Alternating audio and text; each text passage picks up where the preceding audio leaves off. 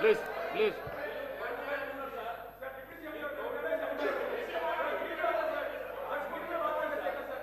మీరు అడిగిందే నో అధ్యక్ష గవర్నర్ గారి ప్రసంగం పైన ధన్యవాదాలు చెప్పే తీర్మానం పైన గౌరవ సభ్యులు కేటీఆర్ గారు మాట్లాడుతూ ఉన్నారు. మాట్లాడే సందర్భంగా గవర్నర్ గారు ఇచ్చినటువంటి ప్రసంగం పైన వారు సభ దృష్టికి తీసుకొని వచ్చి వారికి ధన్యవాదాలు చెప్తే బాగుంటుంది. అది వదిలేసి రాష్ట్ర ప్రభుత్వం చెప్పినటువంటి హామీల్లో వారు చాలా హామీలు ఇచ్చారు, ఏమి చేయట్లేదు అని బ్లాంకెట్గా ఒక స్టేట్మెంట్ ఇచ్చారు. ఇది కరెక్ట్ కాదు అధ్యక్ష. ఈ రాష్ట్రంలో ఒక కుటుంబ దాదాపు 2.5 లక్షల పైన అన్ని స్కీములు కలిపి పెద్ద ఎత్తున లబ్ధి చేరుతుందని చెప్పి ఆనాడు నేను చెప్పిన మాట వాస్తవం. ఇప్పుడు కూడా లెక్కలతో సహా వారి సమాధానం చెప్పేటప్పుడు నేను తప్పనిసరిగా చెప్తాను ఒక్కొక్క కుటుంబానికి ఎంత అందుతున్నాయని కూడా. ఈరోజు కూడా అధ్యక్ష ఈ రాష్ట్రంలో 200 యూనిట్ల ఫ్రీ పవర్ ఇచ్చేటప్పుడు దాదాపు 53 నుంచి 54 లక్షల కుటుంబాలకి ఈరోజు ఫ్రీ పవర్ ఉచితంగా 200 యూనిట్లు ఇస్తా ఉన్నాం. ఈరోజు కూడా అధ్యక్ష రాష్ట్రంలో 1,15 లక్షల కుటుంబాలు ఉంటే దాదాపు 1,06,00,000 కుటుంబాలకి వాళ్ళ సన్నబియ్యం ఇస్తా ఉన్నాం మనం ఈ రాష్ట్రంలో. ఒక్కొక్క మనిషికి 6 కేజీలు లెక్క కట్టి బహుశా ఈ దేశ చరిత్రలో ఎక్కడా కూడా ఇంతమందికి సన్నబియ్యం ఇచ్చేటువంటి కుటుంబాల చరిత్ర ఎక్కడా లేదు అధ్యక్ష. ఇది సువర్ణాక్షరాలతో ఈ రాష్ట్రంలో ఈ దేశంలో చరిత్రలో రాసుకోదగినటువంటి అంశం అధ్యక్ష. అధ్యక్ష ఈ రాష్ట్రంలో పేదవాళ్ళందరికీ ఇళ్ళు ఇస్తామని చెప్పాం.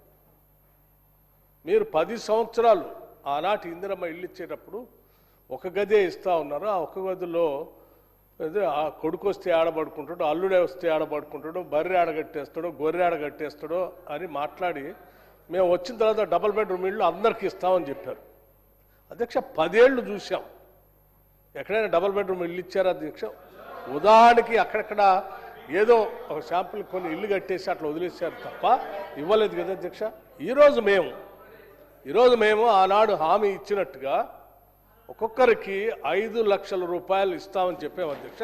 చెప్పటమే కాదు, మొదటి ఒకటే సంవత్సరంలో 4,50,000 ఇందిరమ్మ ఇళ్లని ఒక్కొక్క నియోజకవర్గానికి 3,500 ఇళ్ల లెక్క చొప్పున 22,500 కోట్ల రూపాయలతో పేదవాళ్ళకి ఇందిరమ్మ ఇల్లు కట్టిస్తా ఉన్నాం అధ్యక్ష. ఇది దేశ చరిత్రలో ఏ రాష్ట్రంలో కూడా ఇంత పెద్ద ఎత్తున పేదవాళ్ళ కోసం ఇందిరమ్మ ఇల్లు కట్టించినటువంటి పరిస్థితి లేదు అధ్యక్ష.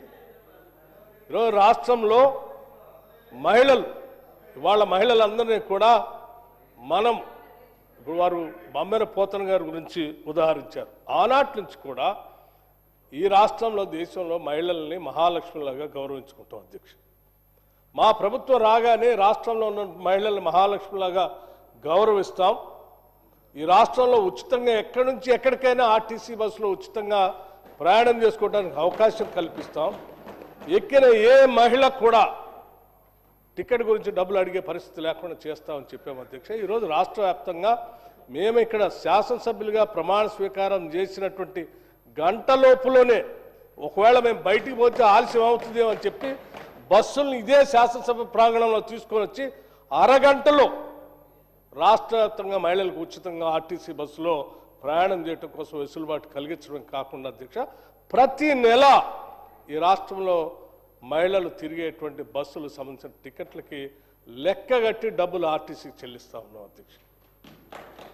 ఈరోజు ఈ రకంగా మేము ఇచ్చినటువంటి హామీలు అనేకం ఈ పెద్ద ఎత్తున అమలు చేసుకుంటూ పోతా ఉంటాం. రైతు భరోసా అధ్యక్ష ఒకటేసారి 9 రోజుల్లో 9,000 కోట్ల రూపాయలు రైతుల అకౌంట్లో ఇచ్చినటువంటి చరిత్ర కూడా కాంగ్రెస్ ప్రభుత్వం ఉంది అధ్యక్ష. ఇవాళ కూడా రైతు భరోసా మేము వేస్తా ఉన్నాం. రైతు భరోసా కాదు, అదే కాకుండా ఇంకా సన్న ఒడ్లు పండించినటువంటి రైతులకి 500 రూపాయల బోనస్ ఇస్తామని చెప్పి ఇవాళ రైతుల శ్రమని గుర్తించి పెద్ద ఎత్తున వాళ్ళు దాన్ని తీసుకొని వస్తే 500 రూపాయల లెక్కగట్టి వాళ్ళకి క్వింటాకి 500 రూపాయల లెక్క వాళ్ళ అకౌంట్లో వేస్తా ఉన్నాం అధ్యక్ష. సరాసరి నేను మొన్న లెక్కేసాం అధ్యక్ష, ఒక్కొక్క ఎకరాన్ని రైతు పండిస్తే ధాన్యం పేరు మీద రైతు భరోసా కాకుండా రైతు భరోసా 12,000 లెక్కన, ఎకరాకి 12,000 లెక్కన ఇచ్చేటువంటి డబ్బులు కాకుండా బోనస్ పేరు మీద మేము లెక్క కట్టేస్తా ఉంటే ఒక్కొక్క ఎకరాకి దాదాపు 25,000 రూపాయలు ఒక రైతుకి ఒక్కొక్క ఎకరానికి ఆదాయం వస్తూ ఉంది అధ్యక్ష, బోనస్ పేరు మీద. ఈ లెక్కలన్నీ ఉన్నాయి అధ్యక్ష. తప్పనిసరిగా మేము సమాధానం చెప్తూ కుటుంబ ప్రకారం ఒక్కొక్క కుటుంబానికి ఎన్ని లక్షలు, సంవత్సరానికి ఎన్ని లక్షలు వారి అకౌంట్లోకి వేస్తూ ఉన్నామో తప్పనిసరిగా వారికి సమాధానం చెప్పేటప్పుడు నేను ఇస్తాను అధ్యక్ష. మీలాగా మేము డబల్ బెడ్రూమ్ ఇల్లు కట్టిస్తామని చెప్పి 10 ఏళ్ళు ఇల్లు కట్టించకుండా వదిలేయటం కానీ, ఇంటికో ఉద్యోగం ఇస్తామని చెప్పి ఎవరికి ఉద్యోగం ఇవ్వకుండా 10 ఏళ్ళు వదిలేయటం కానీ, లేకపోతే దళిత ముఖ్యమంత్రి చేస్తా అని చెప్పి 10 ఏళ్ళు ఎవరిని చేయకుండా వదిలేయటం కానీ, 3 ఎకరాల భూమి లేని నిరుపేదల ప్రజలకు పంచుతామని చెప్పి 10 ఏళ్ళు ఎవరికి పంచకుండా వదిలేయటం కానీ మేము చేయట్లేదు అధ్యక్ష.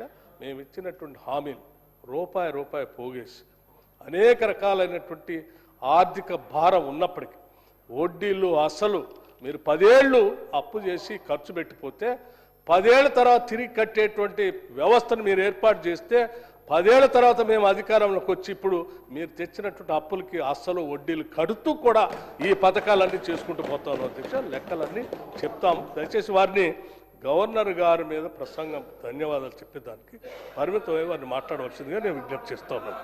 Thank you. కేటీ రామారావు గారు. ఇక గవర్నమెంట్ రిప్లై అయిపోయినట్టే కదా సార్? అయిపోయింది కదా, ఏమో సార్ అయిపోయింది కదా రిప్లై, ఇంకేం మొత్తం చెప్పాను కదా వారు. ఇదేం ఇంటర్వెన్షన్ సార్? నేను 5 నిమిషాలు మాట్లాడితే వాళ్ళు 30 నిమిషాలు. ఇది మీరు మా రెస్క్యూకి రావాలి సార్, ఇది పద్ధతి కాదు sir. Speaker sir, deputy CM గారు లేస్తే నేను అనుకున్నాను అధ్యక్ష, ముఖ్యమంత్రి గారు సంతకం పెట్టిన ఫైల్ ఎక్కడ దొరికిందేమో మరి ఆ రోజు 2023 డిసెంబర్ 7 నాడు సంతకం పెట్టిన ఫైల్ ఏమైనా దొరికిందేమో, ఈ లోపల మా అధికారులు స్విఫ్ట్గా లెంకులాడినరేమో, పట్టిండేమో డిప్యూటీ సీఎం గారు చెప్తాడేమో అనుకున్నా అధ్యక్ష. లేకపోతే ఆ సిట్టో పిట్టో వేస్తారేమో, వేసి చెప్తారేమో ఫైల్ ఎక్కడ మాయమైంది. ముఖ్యమంత్రి సంతకం పెట్టిన ఫైల్ అంటే మజాక్ కాదు కదా అధ్యక్ష, చాలా గొప్ప విషయము. తొలి సంతకం అభయహస్తం అధ్యక్ష, చెప్తారేమో అనుకున్నా అధ్యక్ష. 2.5 ఏళ్ళ అధ్యక్ష సంతకం, ముఖ్యమంత్రి సంతకం పెట్టిన ఫైల్కే దిక్కు లేకపోతే ఈ రాష్ట్రంలో వీళ్ళ మాటలు ఎవరు నమ్ముతారు అధ్యక్ష? ఎక్కడ నమ్ముతారు? అందుకే అంటున్నా అధ్యక్ష, zero value to this government, zero value to this CM అధ్యక్ష. అధ్యక్ష వారు చెప్పారు, ఇగో ఒక్కొక్క కుటుంబానికి 2,50,000 రూపాయలు ఇస్తామన్నారు అధ్యక్ష సంవత్సరానికి. అధ్యక్ష 1,10,00,000 కుటుంబాలకు తెల్ల రేషన్ కార్డులు ఉన్నాయి. మరి ఆ లెక్కన ఒక్కొక్క కుటుంబానికి 2,50,000 రూపాయలు ఇస్తే వారు ఫైనాన్స్ మినిస్టర్ కూడా, వారేం ఆషామాషి మనిషి కాదు, ఫైనాన్స్ మినిస్టర్. వారు చెప్పే ప్రతి మాటకి వజన్ ఉంటుంది, విలువ ఉంటుంది. మరి 1,10,00,000 కుటుంబాలకి 2,50,000 రూపాయల చొప్పున మరి ప్రభుత్వం కనుక వెల్ఫేర్ రూపంలో 4,000 పెన్షన్లు, తర్వాత వారు చెప్పినట్టు ఇవన్నీ కూడా ఇంకా చాలా ఉన్నాయి అధ్యక్ష, చదువుమంటే చదువుతా. ఇవన్నీ ఇచ్చిన మాట వాస్తవమే అయితే 2,75,000 కోట్ల బడ్జెట్ కావాలి అధ్యక్ష. 2,75,000 కోట్లు దీనికే. ఏది ఈ 2,50,000 కుటుంబానికి ఇవ్వాలంటే, 1,10,00,000 ఇవ్వాలంటే ఇచ్చి ఉంటే, మీరు చెప్పినట్టు బట్టి విక్రమార్క గారు చెప్పిన దానిలో అనుమాత్రమైన వాస్తవం ఉంటే 2,75,000 కోట్లు మీరు ఈ లోపల సంవత్సరానికి ఇచ్చి ఉండాలి. ఇచ్చారా అధ్యక్ష? చెప్పగలరా? బడ్జెట్లో పద్దుల వారీగా చెప్తారా? ఇంకో మాట అధ్యక్ష, బడ్జెట్ నేను చెప్పేది అధ్యక్ష, ఇంకొక మాట అధ్యక్ష, వారు చాలా విచిత్రం అధ్యక్ష, సభ్యులకే అవగాహన లేదనుకున్నాను రేషన్ కార్డులు ఇచ్చారా లేదా. సహచర మంత్రికి కూడా అవగాహన లేదు. ఉత్తమ్ కుమార్ రెడ్డి గారు మొన్న ఇదే సభలో చెప్పారు, 6,50,000 కార్డులు కేసీఆర్ ప్రభుత్వం ఇచ్చింది అనే మాట ఉత్తమ్ కుమార్ రెడ్డి గారు చెప్పారు. మీకు ఉత్తమ్ కుమార్ రెడ్డితో ఏమైనా పంచాయతీ ఉండొచ్చు కానీ తప్పులు చెప్పొద్దు మంత్రి గారు. వెంకటరెడ్డి గారు, ఆ తప్పు మీరు చెప్పింది సవరించుకోండి. మంత్రిగా దయచేసి మీరు మాట్లాడేటప్పుడు మరి సబ్జెక్ట్తో మాట్లాడాలి అధ్యక్ష. ఇంకొక మాట అధ్యక్ష, నెలలు గడిచిపోతున్నాయి అధ్యక్ష, సంవత్సరాలు మారిపోతా ఉన్నాయి. శోభాకృతునామ సంవత్సరం పోయింది, క్రోధీనామ సంవత్సరం వచ్చింది పోయింది, విశ్వావసునామ సంవత్సరం కూడా 19వ తారీఖు అయిపోతుంది. రేపో ఎల్లుండో పరాభవనామ సంవత్సరం అడుగు పెడతా ఉన్నాం అధ్యక్ష మనందరం. కానీ ఈ 2.5 సంవత్సరాల పాలనలో మాత్రం ప్రజలకు మాత్రం మిగిలింది పరిహాసమే అధ్యక్ష. ప్రతి సంవత్సరం పరిహాసనామ సంవత్సరమే అధ్యక్ష. ఉగాదులు వస్తున్నాయి పోతున్నాయి, కానీ ఊరించి ఓట్లు వేయించుకున్న గ్యారంటీలు మాత్రం ఇంటికి రావడం లేదు అధ్యక్ష. గవర్నర్ గారు ప్రసంగం మొత్తం విన్నాం అధ్యక్ష, పొరపాటున కూడా గ్యారంటీ అన్న మాట లేదు. పొరపాటున కూడా డిక్లరేషన్ అన్న మాట కూడా రాకుండా చాలా జాగ్రత్త పడ్డారు అధ్యక్ష. అధ్యక్ష, 3వ బడ్జెట్ ఎల్లుండి 20వ తారీఖు ప్రవేశపెట్టబోతా ఉన్నారు. ఇక మిగిలింది ఒక్క పూర్తి బడ్జెట్ అధ్యక్ష. లాస్ట్ ఎన్నికల సంవత్సరం బడ్జెట్ అది ఎట్లాగూ లెక్కలోకి రాదు. అర్ధ భాగం అయిపోయింది అధ్యక్ష గవర్నమెంట్.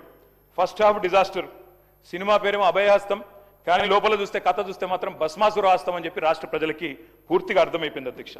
అధ్యక్ష, 3 ముక్కల్లో ఈ 2.5 సంవత్సరాల పరిపాలన గురించి చెప్పాలి అంటే ఎగ్గొట్టు, కూలగొట్టు, చెడగొట్టు. హామీలు ఎగ్గొట్టు, కట్టిన వాటిని కూలగొట్టు, ఉన్న పథకాలు చెడగొట్టు. ఏమున్నది అధ్యక్ష ఈ 25 నెలల్లో చెప్పుకోవడానికి? బాకీలు, బకాయిలు, డైవర్షన్లు, కమిషన్లు, బుల్డోజర్ల చప్పుళ్ళు, బూతుల మూతలు, ఆల్ టైమ్ రికార్డు అప్పులు, క్యూ లైన్లలో చెప్పులు, 420 హామీల ఎగనామాలు, 3.5 కోట్ల మందికి పంగనామాలు, నోటిఫికేషన్లు నిల్లు, లూటిఫికేషన్లు ఫుల్లు, చెక్ డ్యాముల పేల్చివేత, అడుగడుగున అణిచివేత, క్రెడిట్ శౌర్యం, భూముల బేరం, స్కాముల కలకల, స్కీముల వెలవెల, రైతన్నలకు బేడీలు, నిరుద్యోగులపై లాఠీలు, ఫిరాయింపుల కంపు, బస్సు ఛార్జీల వాయింపు, ఫుడ్ పాయిజన్ చావులు, ఫుట్బాల్ సరదాలు, గల్లీల్లో చెత్తకుప్పలు, ఢిల్లీలో విమాన యాత్రలు, మాటలు దడేల్, చేతలు తుపేల్, దరఖాస్తులు, దండాలు, దఫ్తర్లు. అధ్యక్ష, ప్రజాపాలన అధ్యక్ష పేరు. 1వసారి, 2వసారి, 3వసారి అని 3 సార్లు అప్లికేషన్లు తీసుకున్నారు. 1,25,00,000 మంది అప్లికేషన్లు తీసుకున్నారు అధ్యక్ష. పేదలి ఏడవైనాయి అధ్యక్ష దరఖాస్తులన్నీ. గల్లంతైనాయా, గాల్లో వరదల్లో కొట్టుకపోయినాయా, FSL అగ్ని ప్రమాదంలో కీలకమైన కొన్ని ఆధారాలతో పాటు ఇవి కూడా కాలిపోయినాయా?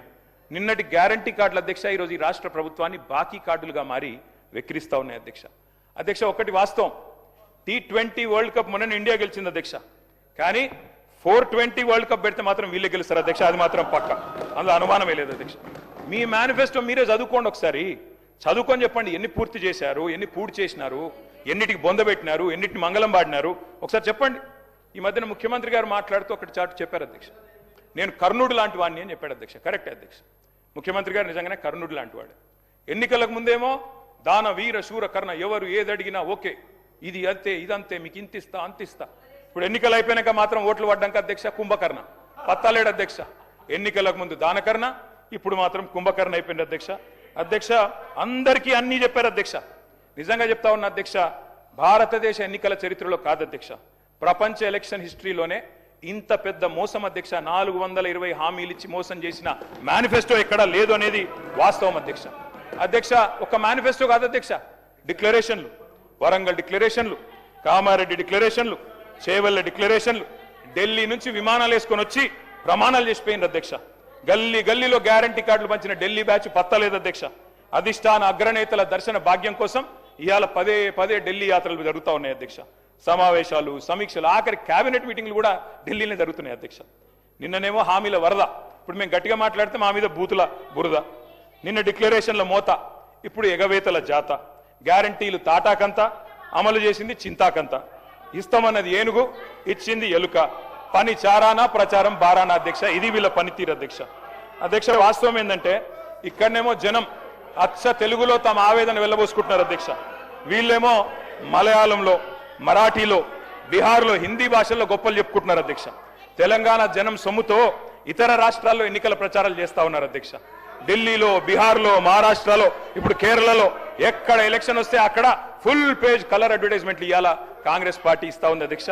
ప్రజాధనం కాంగ్రెస్ క్యాంపెయిన్ కు సమర్పణం అన్నట్టు అయిపోయింది అధ్యక్ష. జరగనివి జరిగినట్టు, చేయనివి చేసినట్టు, లేనివి ఉన్నట్టు అంతా కనికట్టు యాడ్ చేసి గ్రాఫిక్స్ మాయాజాలంతో బహుభాషల్లో బయట రాష్ట్రాల వాళ్ళని కూడా బురిడి కొట్టించే ప్రయత్నం ఈ సర్కార్ చేస్తా ఉంది అధ్యక్ష. ఈ సర్కార్ గొప్పతనం ఏంటంటే అధ్యక్ష, పీసీ సర్కారు మాయాజాలాన్ని కూడా ఈ సర్కారు మరిపించింది అధ్యక్ష. అధ్యక్ష, ఇంకా విచిత్రం అధ్యక్ష, అసలే అటర్ఫ్లాప్ సినిమా, దానికట సంబరాలు అధ్యక్ష. 2వ సంబరం, 3వ ఈడత సంబరం. అటర్ఫ్లాప్ సినిమాకి 100వ దినోత్సవం చేస్తారా అధ్యక్ష ఎవరన్నా? అధ్యక్ష, తెలంగాణ అవతరించాక అధ్యక్ష స్వయం పాలన చేసుకున్నాం.